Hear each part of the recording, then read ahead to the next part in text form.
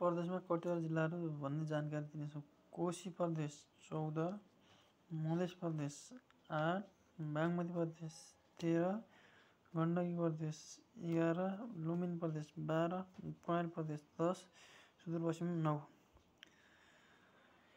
कोशी प्रदेशको सबभन्दा ठुलो जिल्ला ताप्लेजुङ, मधेसको सबभन्दा ठुलो सप्तरी, बागमतीको सबभन्दा ठुलो सिन्धुपाल्चोक, गण्डकीको सबभन्दा ठुलो गोरखा, लुम्बिनीको सबभन्दा ठुलो दाङ, कर्णालीको सबभन्दा ठुलो डोल्पा, सुदूरपश्चिमको सबभन्दा ठुलो बझाङ।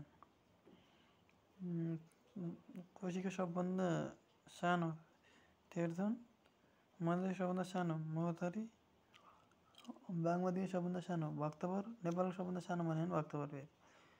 गण्डकीको सबभन्दा सानो पर्वत, लुम्बिनीको सबैभन्दा सानो नवलपरासी पश्चिम, कर्णालीको सबभन्दा सानो रुकुम पश्चिम,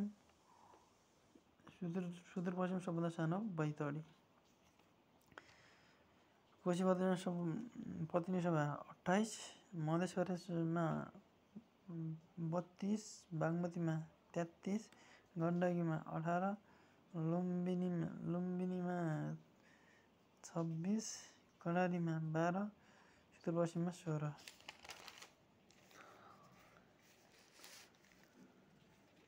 गाउँपालिका 88 वटा कोशी, 59 वटा मधेस, 74 वटा बागमती, 58 गण्डकी, 73 लुम्बिनी, 54 कर्णाली, 54 सुदूरपश्चिम। नगरपालिका 46 वटा कोशी, 73 वटा मधेस, 41 वटा बागमती, 26 वटा गण्डकी, 32 वटा लुम्बिनी, 25 वटा कर्णाली, 33 वटा सुदूरपश्चिम।